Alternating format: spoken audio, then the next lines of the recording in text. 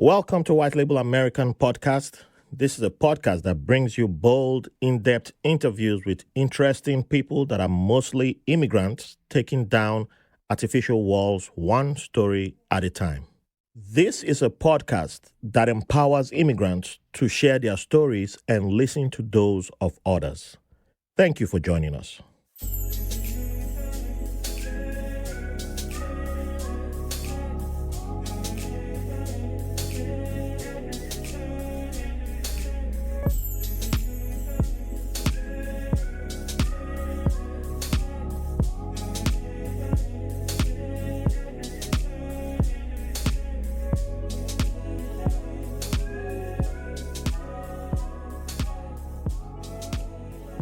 Welcome to a fabulous episode of White Label American. Thank you all for joining us. This is going to be an award-winning episode. I have the honor of having an award-winning brother and one of my inspirations in the podcasting and broadcasting world. And before I get to today's guest, I hope everybody's doing well, everyone listening in. And sorry, there won't be any video for today's episode. And when we have a part 2, you'll get video, but no video today. And it's for obvious reasons, because this is a very special recording. We are at the DeKalb Library for the first time and probably the last time. So with that being said, let's meet today's guest. Dominic Lawson is a fantastic brother. There's so much I can say about him, but I don't think we're going to be here for forever, and we don't really have that much time. So please introduce yourself to the audience.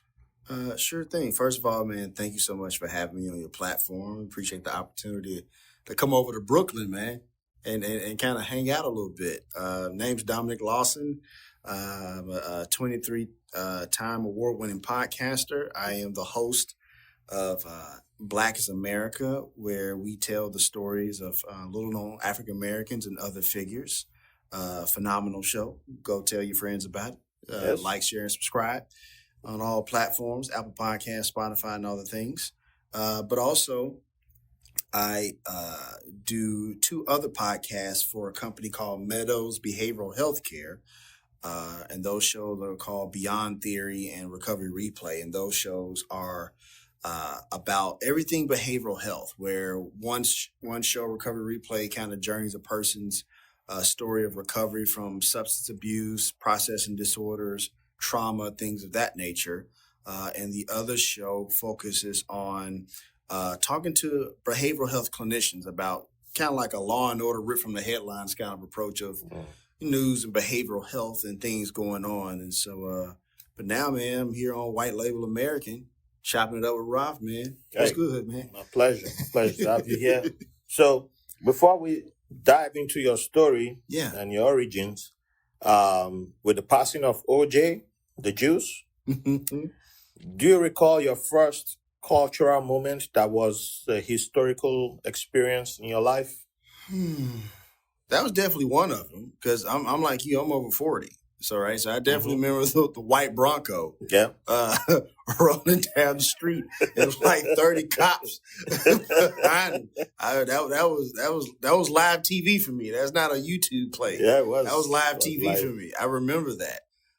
But in that same vein, I've always been that kid who loved the news, right? So reading the Weekly Reader and watching ABC News with Peter Jennings, or Tom Brokaw and NBC News, or CBS News with Dan Rather, right? And so, those people really shaped my attention for like journalism, news, getting the stories right, getting the facts right, which plays heavily into my work in Black is America, but also any other work that I do. But as far as one cultural event, man, that's a lot. I'm going to stick with the OJ one for now. Like, I know there's other ones, but that one, since, his passing recently or whatever, that was a big one, man. I remember that was all over the place, and not even just beyond the white Bronco and all the cop cars. The trial, that was like must see TV every day. And I remember being in school, and teachers were like having it in the background of us working, doing like our schoolwork. Oh wow! It would be in the background of them, like making cross examinations and outbursts. And I remember being in science class when the whole the glove wouldn't fit. Wow! Right? So stuff like that. Again, being, I think they call a news junkie, definitely stood out for me growing up as a kid, for sure. Yeah, OJ didn't, I didn't get the relevance of it. Right. I remember the first time I saw the white Bronco, I was visiting my aunt, who I told you guys about before we began recording. And they had the satellite TV then, which was like a giant satellite dish. I remember that. With the net. I remember that. So, anytime I visited, that was my opportunity to catch channels that, because we only had 2 TV stations back then. Okay. In the whole country. And now I'm in Lagos trying to watch, PG, X-rated channels and all that. Wait, what? Hey, and my aunt will, anytime he came into the room, you gotta flip it off. Then, I gotta find one. That's how I ended up watching Fox News on some days. Because I'll be like, I love the news too. And that's how I ended up watching news for like 4 or 5 hours. And I'll be like, man, they're repeating the same thing over and over. I started catching on to that as a kid. Gotcha. So that's how I ended up turning to one of the news channels and seeing a white Bronco. And my aunt is running commentary there. And I'm just like, yes, no, yeah. I'm like, what? This woman going to get out of the living room so I can go back to watching bikinis, women in bikinis. Come on, go. Let me see some movie action or whatever. And that's all that was on my mind. Right. And then later on, I was like, oh, there was something serious going on. Oh, I didn't get it then, So, yeah, I didn't understand. People were like, OJ. I'm like, who's this OJ? What are they talking about? Man had different needs then. Man, which weren't being met. But it was a wild time during that period, like 1995, 96 era.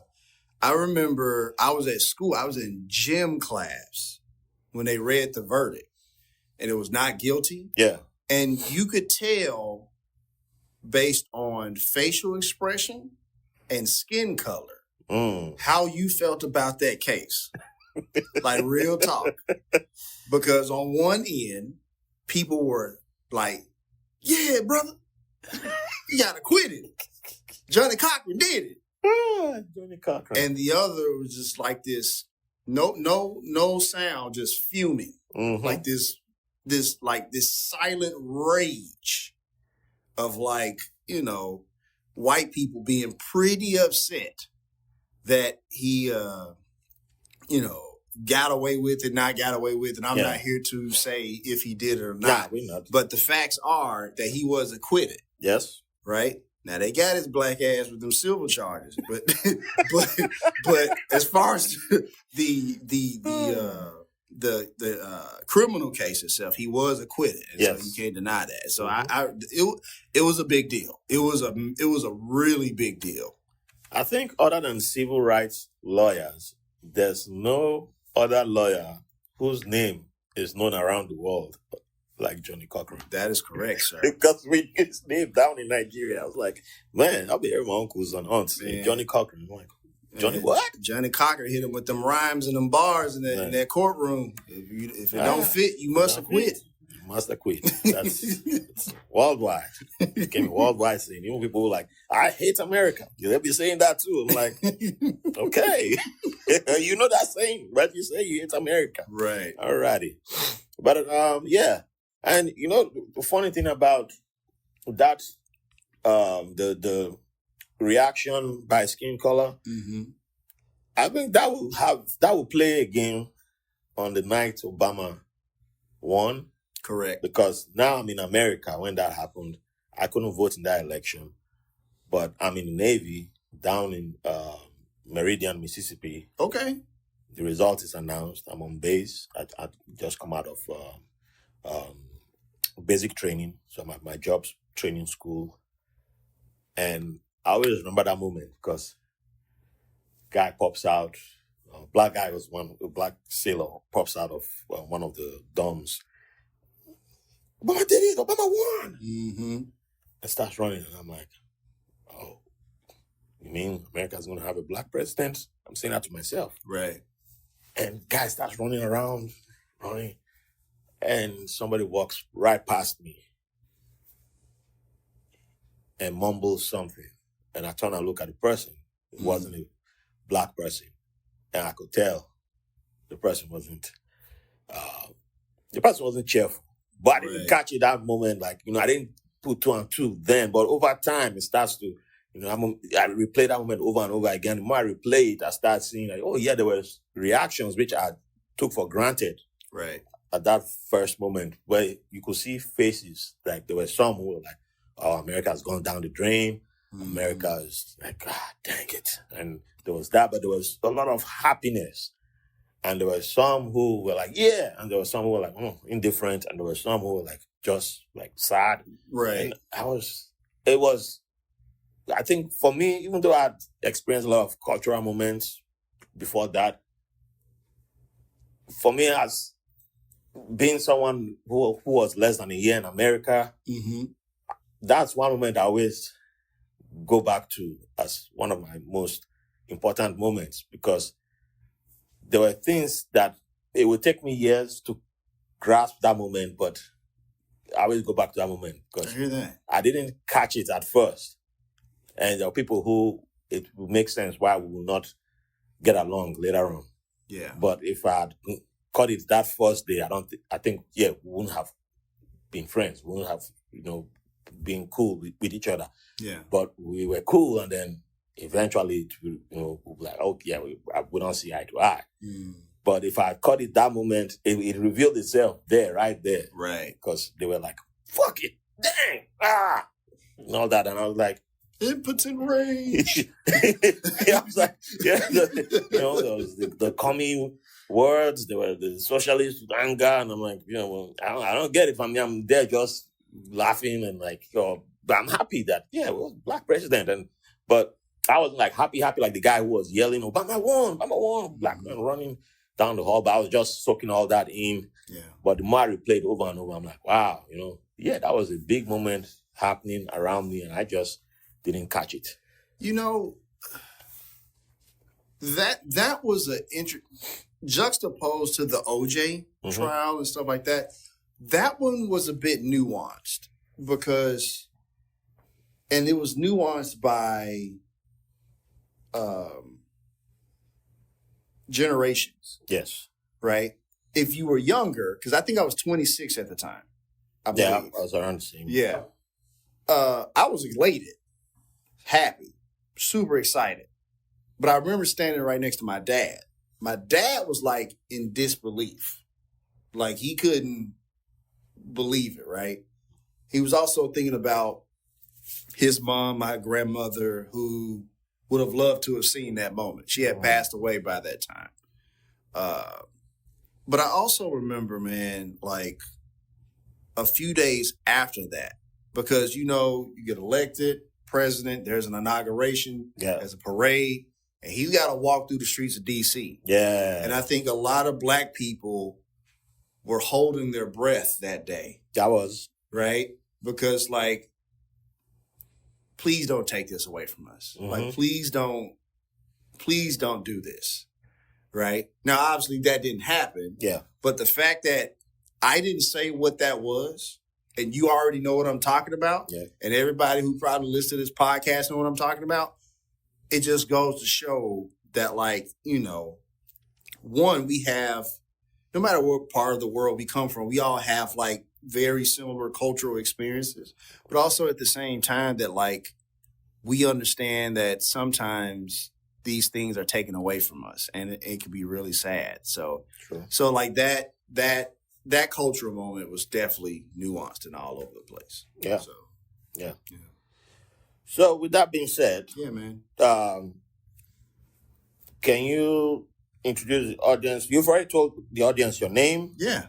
Is there a story behind how you came to have the name Dominic? And you can also, if you know the meaning of your first and last names, or if you have your middle name, then feel free to let us know if you have the meanings. I wish there was a nice, long story, a long, beautiful story of how Dominic became Dominic. And I'm sorry to let you down, Raphael. That's not. But it literally was, it's 1982. And my father was a fan of Dominic Wilkins, the basketball player. Yeah. And so he was a fan of Dominic Wilkins. He was going to spell it, Dominique. And my mom's like, no, that's how the girls spell it. Okay. We're going to put a C at the end of it, and that's going to be that on that. And that is the only story attached to my name. Like, I know it has, like, it's Italian in origin and stuff like that. But outside of that, man, that's the only story attached to my name. Well, I just learned something new. I never heard of. I never knew that women. There's an attachment of women's Dominique being spelled with Q. But I mean, you still see plenty of men with QUE on the end, right? But like apparently, that's usually attributed as the women's version of that name, right? So yeah, but it's until you said it that I began to realize that there's Dominique. There's women called Dominique, and all the Dominique that I know as women are with QUE. Right. So yeah, they just and the funny thing is, keep in mind, my mother is the one who came up with the spelling. Yeah, and she calls me Neek, which is what you would call somebody named Dominique. Just call him Neek, right? So go figure. Hey. Go figure. They make the rules. Listen, I'm not arguing with mom. What idiot would I be? That's a good one. So also, can you introduce the audience to where you were born and what your childhood was like? Yeah, so I was born in Memphis, Tennessee, man, the beautiful land in the world, as we like to call it. And I only say that because there's a viral video of this boxer. We're talking about Memphis. You pull up, and at the end of it, it says the beautiful land of the world. So I always introduce it as that. But no, man, grew up in Memphis, Tennessee. Grew up in Lamar Terrace projects in South Memphis. They're torn down now. But, that was definitely a time of good times, bad times, hard times, tough times, everything in between. And I like to highlight the good times, right? Because I think a lot of times we bring up our background of childhood trauma, which there was some there. But there was a lot of happy times, man. Like, me and my birthday parties and with the Batman cake. Oh. Right? Because that was my favorite. I ain't gonna say superhero. I'm gonna say hero. Well, as a kid back then, he was a superhero. Right. I'll let that slide. Yeah, okay, I appreciate that. I appreciate. Thank you, sir. We gotta recognize as kids back then. Although as a kid, I was the weird kid who didn't take to DC superheroes, which is why I'm not a DC guy now. But it was. We got to have grace for our kids. Yeah, man. Listen, anybody with a cape, man, I was sold. Like, I didn't care, man. And then to the point where I'm gonna borrow one of mom's good bath towels, man. Put that thing in my shirt, so I can, so I can go try to fly off the porch real quick. Obviously, that don't never end well, but no, man. I was that kid. I was into superheroes. I was into the news and stuff like that. Probably the only 9-year-old staying up to midnight watching the Democratic National Convention and the Republican National Convention. Hey. That was me, right? And so also I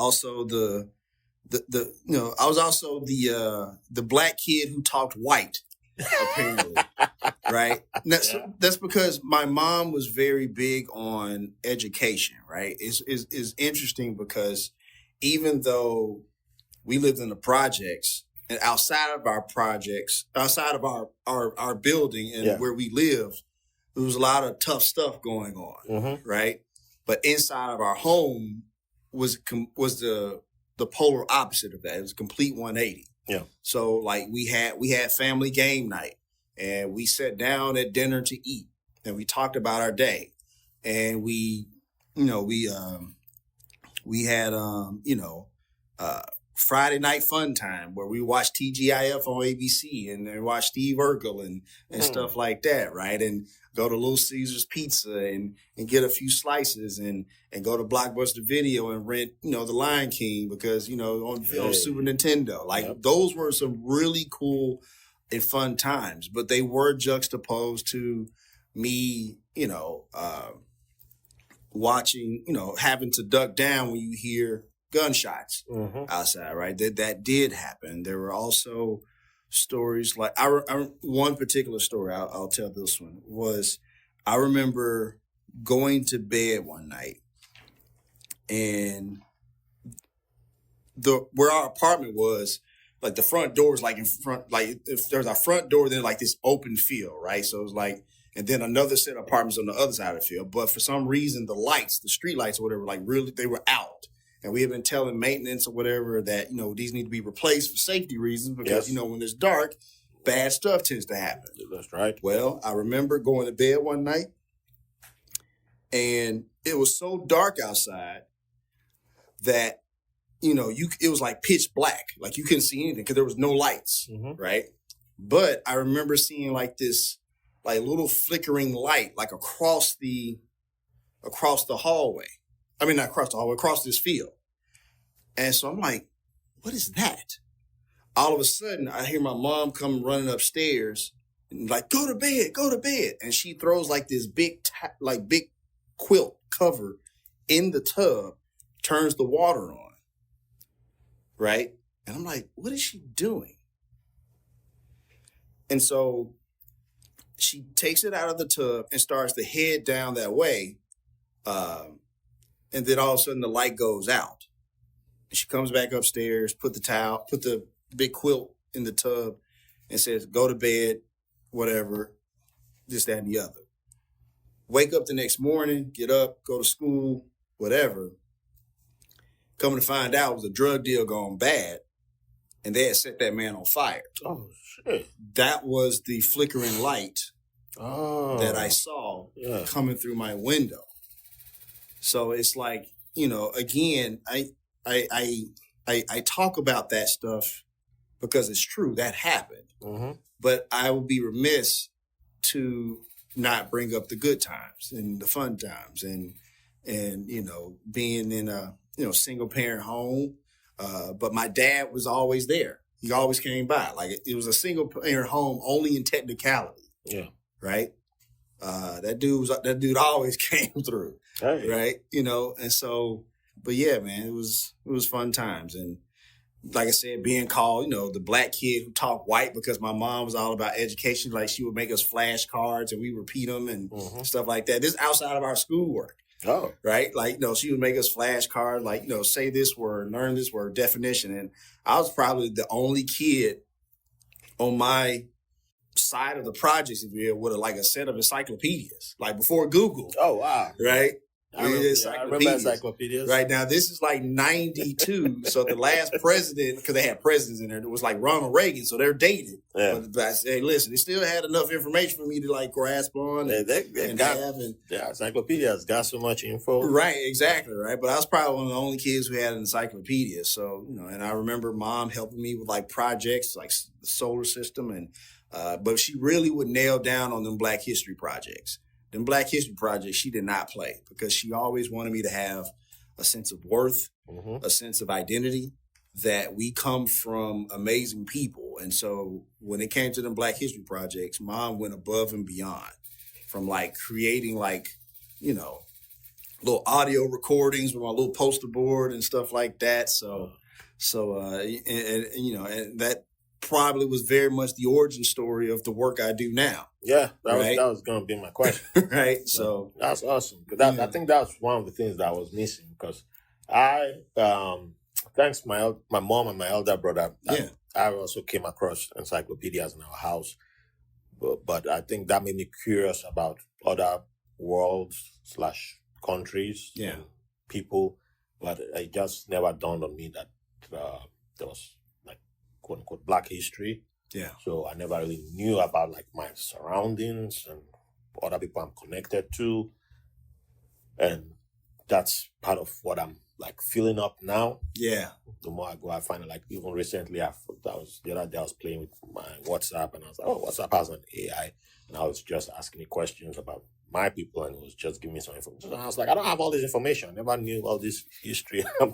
So I have a living document. I always add new information that I find out about my people and I throw stuff in there. Sometimes I'll send text to my mom. I'm like, hey, what do you know about this?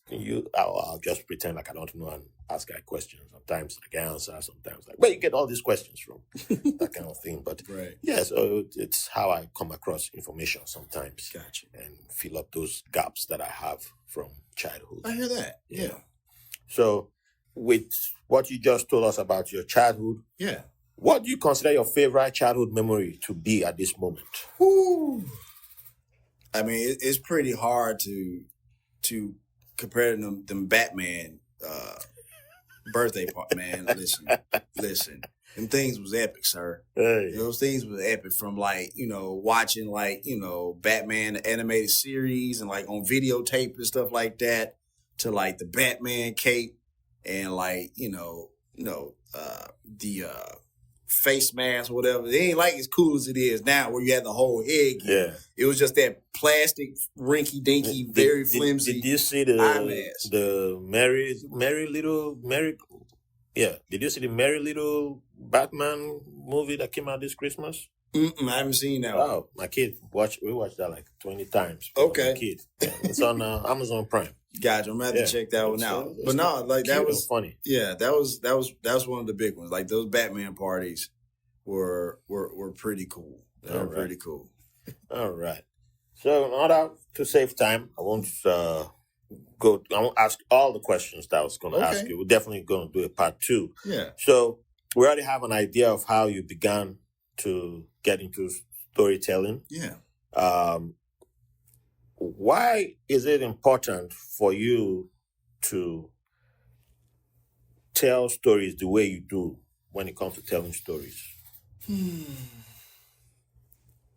Because it's a number of things. One, I think we have this notion that history has to be presented in a certain way. That it has to be stoic. It has to be full of facts and numbers and dates and this and the other. And that is true. Like it should have some of those things, but I don't think that should be the only thing. Yeah. History is here for us to learn from, not just from the standpoint of, so we won't, the whole thing, if you don't learn your history, you're doing to repeat it and this and the other. That part is there too. Yes. But also kind of like what we talked about earlier, to have a sense of identity. We know here in America, right? White bodies are always reinforced as admirable. Yes. They are always reinforced as superior. They are always reinforced as the standard of beauty, intelligence, and this, that, and the other. Which means that like anybody else who doesn't look like that, sound like that, feel like that, or whatever, are going to feel less than. True. Right? Mm-hmm. And so it is important to tell these stories in a way, because just because somebody needs to know something doesn't mean they're going to want to know it. Right? Just because I present Black history, you can't automatically assume like, oh, it's Black history. Of course you want to learn. Here are the facts. Here are the dates. So I bring it in this storytelling notion because I have to sell it to my audience. True. I have to bring them in. I have to give them a little sizzle, right? A little bit of flair, right? And so, so there's that part. There's also the part of we come from a phenomenal group of people. And I don't think we always get the respect, worthiness, or the hero's treatment we deserve. I agree. And so with the little resources that I have, that is my goal. When you hear the story of John Fox, you're going to feel like that dude should be on like MGMs or Miramax is like shortlist for like films. Like that should be a movie. Yep. When you hear the story of Wendell Scott, you should be like, you know what? I didn't know black people was out here in these NASCAR streets. I thought NASCAR was for white people. You mean to tell me in the beginning of NASCAR, there was a black dude not only out here, but like beating them, but also at the same time, not only is he beating them, he is beating them with little to no resources. That man was a NASCAR driver in the 60s who never had major sponsorship. There was no STP. There was no Winston tobacco company backing him. It was all him. All the stuff he did was from prize winnings. Yeah. And so we as a people can relate to that today. We know we have to be twice as good to get half of what we feel like we deserve. Yep. And we know we get have little to no resources. But for some reason, Raphael, we always figure out a way to make our resources, little to none, far superior and the standard to anybody else who has all the resources. Right? That's true. And so when I create an episode of Black is America, that is what I want my people to hear. And I also want people who are white and not of color to understand this very thing. The story of America is incomplete without Black America. 100. And on top of that, to get a little petty, if you want to come for Black history, pull up, because I got something for you. So it's a level of conviction, it's a level of creativity, and it's a level to reach the people to understand that, like, you come from amazing people, and we're gonna make sure in this era of CRT, critical race theory, that everybody understands that.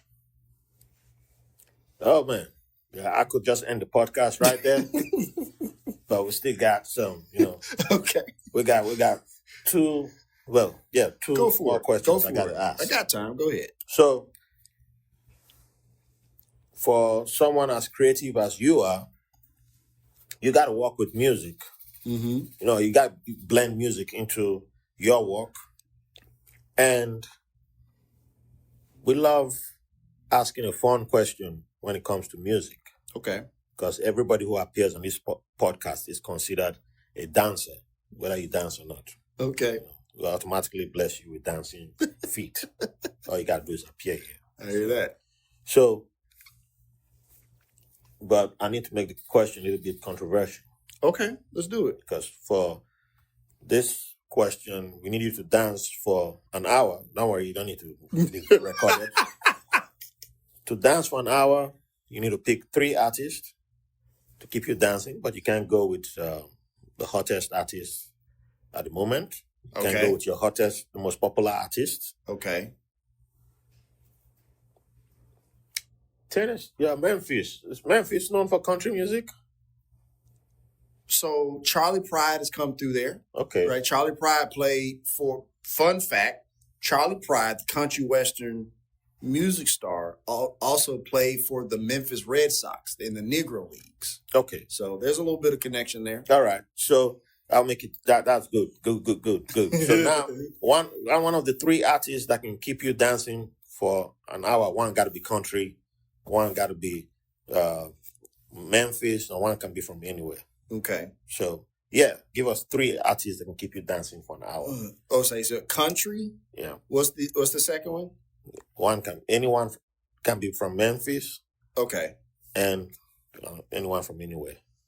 And if you want to make all 3 Memphis, that's fine. Okay, and it can't be a hot artist right now. Can't be the hottest right now. It can't be the most popular right now. Damn, man, because I was sure about to say Glorilla. Because listen. That's how we getting. That's how we getting y'all. Listen, easiest answer. I'll be on some Glow real quick. Yeah, but we need to discover artists. I got you. From a country standpoint, I do. It's quite a few that will keep me dancing. There you go. that will keep me dancing. That's the point. I do like Tanner Adell's Buckle Bunny. I heard that. That one, that slaps. That slaps. I like that song. Let's see. Let's go with a Memphis artist. That one's tough. Let's go. He was not a Memphis artist. However, he was on the Stax recording label, which was in Memphis. All right. Okay. We'll take that. So I'm gonna go Otis Redding. Oh. And Otis Redding, that I'll be dancing with my wife on that one. All right. So I won't be dancing by myself. That's a technicality. But I might have had to go through a loophole on that. I might have to go. We'll let that slide. We'll let that slide. Well played. I try my best. And the third one is what now? Anyway, you want to pick from? I gotta go Glorilla then. Like yeah. Well, you did good. You did good. So we gotta accept Glorilla. We gotta accept. Listen, nobody has called that name, so it's knocked out the next person who's gonna try. I got you. Listen, man, she is like that song is hot in these streets right now, and to see her come up from where she's come from and kind of take the rap world by storm and stuff like that, it's pretty cool to see. It's pretty cool to see. All right. So I've never been to Memphis. I've only driven through Tennessee twice. Mm-hmm. Bless your heart. Yeah. But I never stopped. I think I stopped once, but I think I may have stopped in the wrong part of Tennessee on my way to Texas when I was moving from Virginia. What part of Tennessee? Yeah. It had been rural Tennessee. It was. Yeah, it was. It looked like I just filled up my tank and moved quickly. Yeah, correct, sir. That was, you need a green book next time. Yeah, I did. Well, that was before I knew about green book. So, yeah. I've done some things where I was like, and then I found out the history later on. I was like, yeah, I didn't know about sundown towns. But correct, sir. I survived. Correct. Hey. So, yeah. So, now I'm visiting Memphis for the first time. Mm-hmm. What I got to eat before I can say I've visited Memphis? If you got to say, hey, you got to eat this. Well, we pride ourselves on barbecue. That's first and foremost, right? Yeah, if you had said vegetarian meal, I would have said, man, stop this recording, kick him out. Yeah, not for to ask you to drive come over 1,000 miles from New York to Memphis. I love my vegetarians. Yeah, man, you can sign up for Patreon. We got some nice vegetarian episodes for you. Too. Okay, yeah, not for to ask you to come 1,000 miles a minute. Like, we got some nice broccoli for you. Like, I'm not doing that. Nah, so Memphis is home to the World Championship barbecue cooking contest in May each year. So we pride ourselves. Nice. Yeah, in Memphis in May, and so we pride ourselves on barbecue, right? You have the regions. The Carolinas, St. Louis, Texas, those regions for like barbecue. And so, yeah, we pride ourselves, sauce, dry rub, whatever. But also our chicken wings. And particularly the different type of flavors like lemon pepper. Go Google Giannis Antetokounmpo talking about Memphis lemon pepper wings. Oh, no. Right. Oh, man. So, all right. Say no more. So, yeah, chicken wings and barbecue, sir. Say no more. So, before I get to the final question, just got to ask, any future plans or projects that you can share? And are there also any plans to try anything with storytelling outside of podcasting? I don't know if it's outside of podcasting. Maybe it is. I always like to keep the future open. What I have started doing is because doing an episode of Black is America is a heavy lift. It is. When you go and listen to it, anybody who's a creative or a podcaster, you can listen to it and understand that it is. So I like to kind of break up the monotony and like do little short stories, and I post them on Instagram and stuff like that. I did one recently. About a baseball player losing his brother and how he hit a home run in memory of him and stuff like that. Yeah. It's like 3 minutes long. And so I like to do little stuff like that. Any projects? I got a lot of stuff on deck that I'm starting to shop around the networks. Okay. I want to shop around, podcast ideas to networks. Like I got one called Coming Home. Is a show about veterans transitioning back from military life into the civilian world, and some of those mental health struggles and other struggles from like trying to get benefits from the VA and trying to reacclimate back into society. Oh, yeah. But also the racial components that come into transitioning, whatever. You know, I think I think about those Vietnam vets often, and how they had a hard time because of a very unpopular war and stuff like that. So there's that. I also have a deck that I created about athletes and mental health, and you know, because more and more from like your Simone Biles and Kevin Loves are coming out more and more and talking about mental health and being open about that. So there's that. So there's a few things in the chamber. I have another show idea about weird ass stories from retail. Like that is something that is huge. Yeah, that is huge. It's called Tales from Retail Hell. I think the working title, if you will. And so just telling, you know, these stories of like people who go to a restaurant or a department store and something happened with like a bad customer experience, and then bringing in like a retail expert or business expert to kind of like, what could have been done here, what could have been done differently, what you should do in these moments, stuff like that, right? Because I think customer service is something that I think everybody wants to experience when you go into an establishment, right? Yes. And far too often we go into establishments that there is just terrible customer service, a terrible customer experience. So I just got a lot of irons in the fire right now because I'm a creative. Of course, I got a whole bunch of ideas, right? That's right. So that's kind of what I got going on. But also right now, currently in season 3 of Black is America, working on a new season for Recovery Replay for work, and then another season Beyond Theory for work, season 7.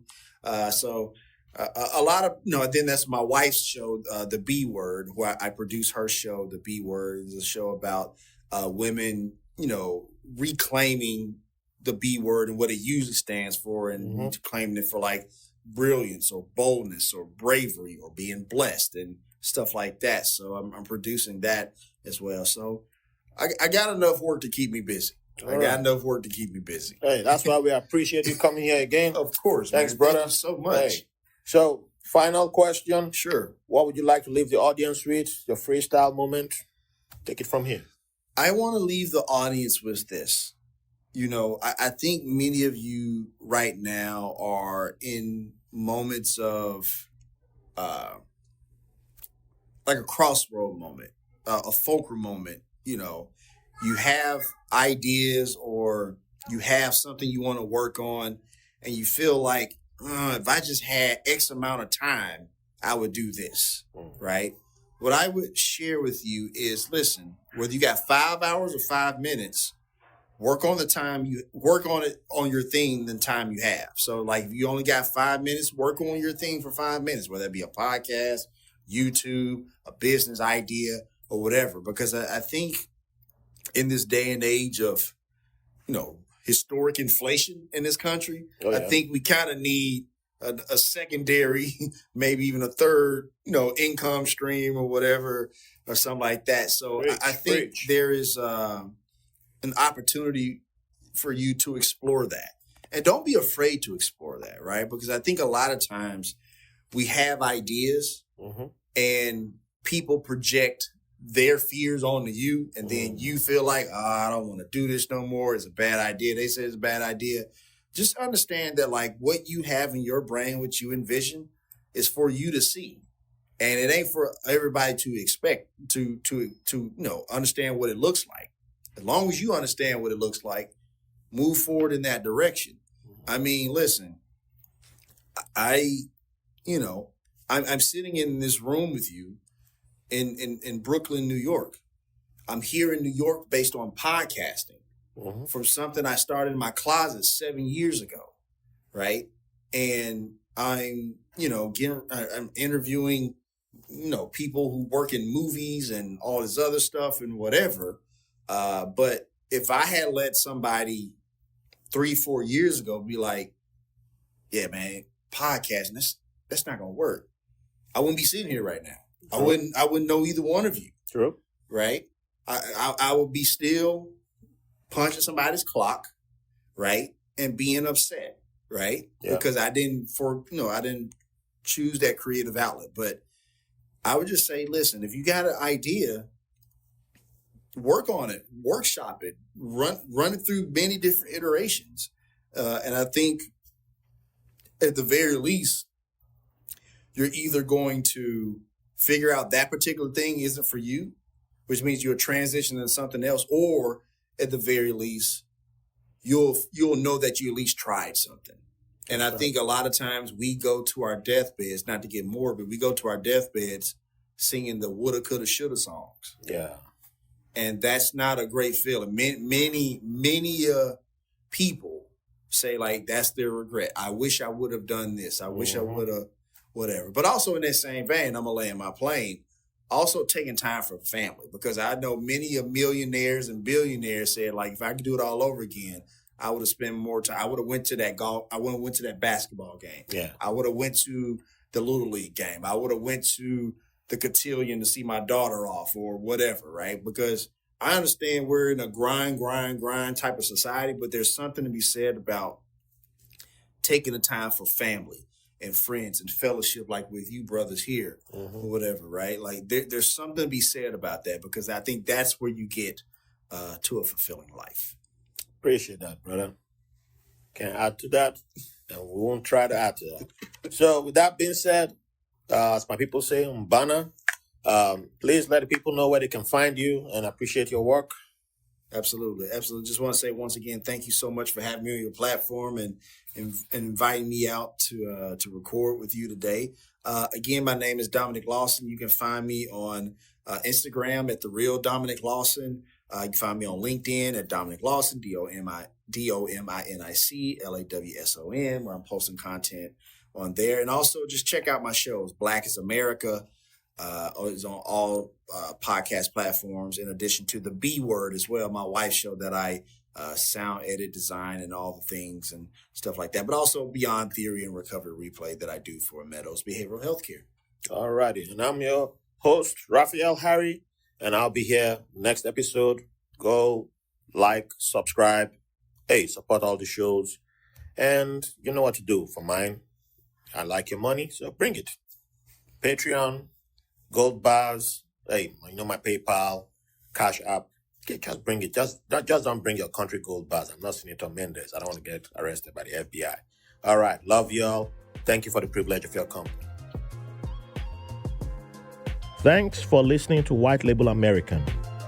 If you enjoyed the show, please give a 5-star review on your favorite podcast app. You can follow the show on all social media platforms. Visit the White Label American website for links for donations, episodes, feedback, guests, merch, and newsletter. Don't forget to download the free White Label American app on the Google Play Store and Apple coming soon. Thank you for the privilege of your company.